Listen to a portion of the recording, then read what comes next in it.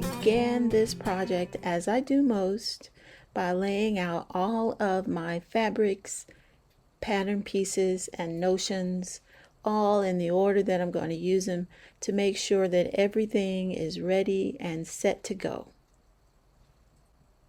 After that was all set up on the cutting table, I turned my attention to my serger profile and got all of my threads lined up in the correct order for the type of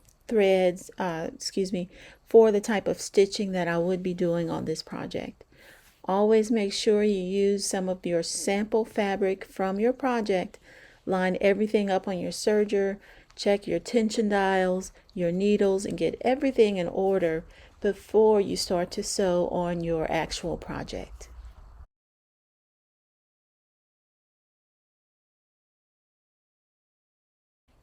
I feel really strongly about great pockets. It's really unfortunate to me when we have pants that have faux pockets, or when we have pants that have pockets but they're so tiny they're impractical. On my pajama pants, one of my signature things is going to be to not only have pockets, but to use stretchy, lovely fabric that matches the outer fabric, but that's even more comfortable than the outer fabric and just adds a little bit of icing on the cake kind of experience, so that your hands, or the person that's wearing the pajama pants, when they put their hands in their pockets, they're going to feel like peaceful pockets. One more consideration for great pockets on your pajama pants is to insert them at a slant.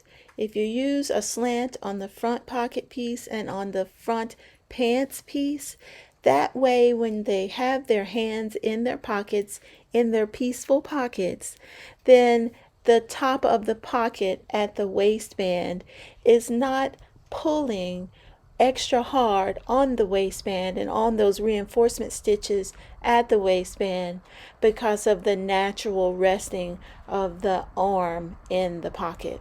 Instead, the pocket has a little give at the top, and you just reinforce at the top of the slanted piece. That makes for a little more ease of resting your hands in your pockets, well, while still keeping the functionality of the pocket. Nothing's going to slip out of that small slant, but it will keep those threads reinforced for longer periods of time in your pajamas.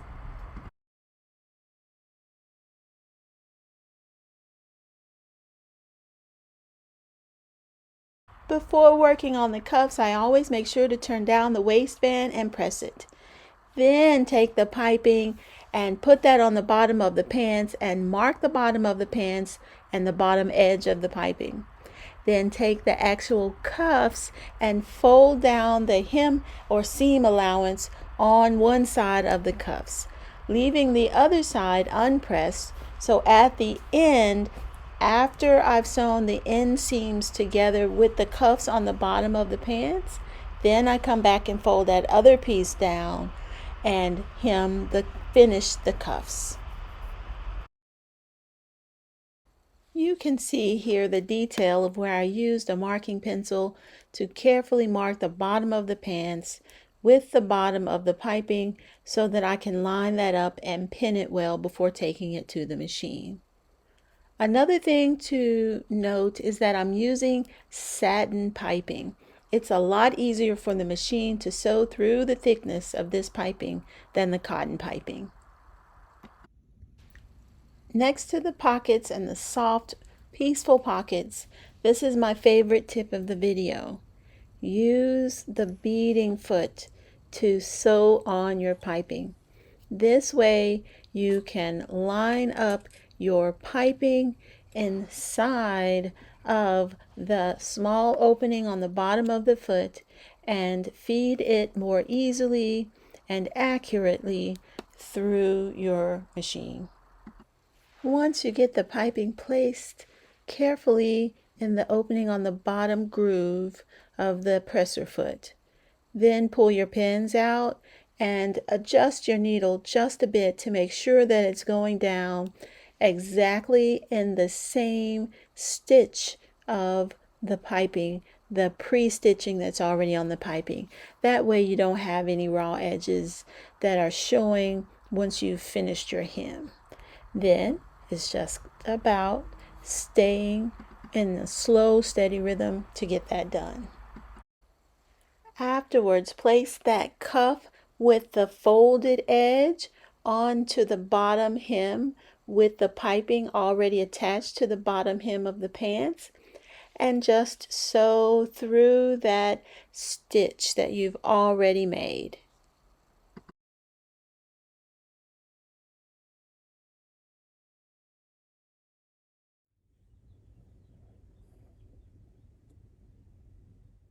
The next step of the cuffs is to take your inseam now by closing in both right sides together of each pant leg, lining everything up, especially making sure that your piping is laying one atop the other so you get one even line. And then you'll go and do the inseam and then trim off any extra edges. I always have a little extra on the end of my cuffs so that I can line everything up properly. After you've done that inseam and trimmed, you'll go back and turn the cuffs up and then turn that other edge down for your hem and your edge stitch to close that up on the top. My mother's pants turned out great. I mean great. From her slanted pockets, which I'm going to do from now on. I think it keeps there from being a part up here that pulls, and that pocket lining. I'm in love with doing that as well. Choosing a soft fabric that kind of matches the fabric you're using. Can you see those sparkles? Isn't that fun? Isn't that fun? And just asking her literally what were her favorite colors. She said gold and purple. So she's got some gold thread in there and some purple up here in the waistband. Still working on waistbands. This is going to be super comfortable, but I could have made sure that I didn't have as much of a slant up here, I think. But overall, it's a good job. And then, but I still am working on serging elastic to the waistband. That is really tricky for me. But hers are the first pants that have my tag in them. And I'm not sure about these tags in terms of comfort because I had to go and file them with a fingernail file a little bit on the edges just to make sure that it wasn't sticking her. But I do love what I went with in terms of what they say. A small measure of my love for you, made by Jeannie J. That's what's up. Yeah, so all in all, I'm very pleased. They're exactly the right width and length and all of that good stuff. She wanted loose fitting. Don't have my mannequin lady in here. Maybe I should hang them up. But she wanted loose fitting pants that fit right underneath her belly, so they look a little shorter. And she's short and round like me. So these are just really, really well made, and I think made exactly to what she needs. And the other thing that I'm really happy and pleased about are the cuffs. I did them with that really nice edge stitch on top with the, again, with the metallic purple. It's hard to see there, but there you can see a reflection of it, which I wanted just a small pop. And then all of the serger stitching was here, let's show you some serger stitching.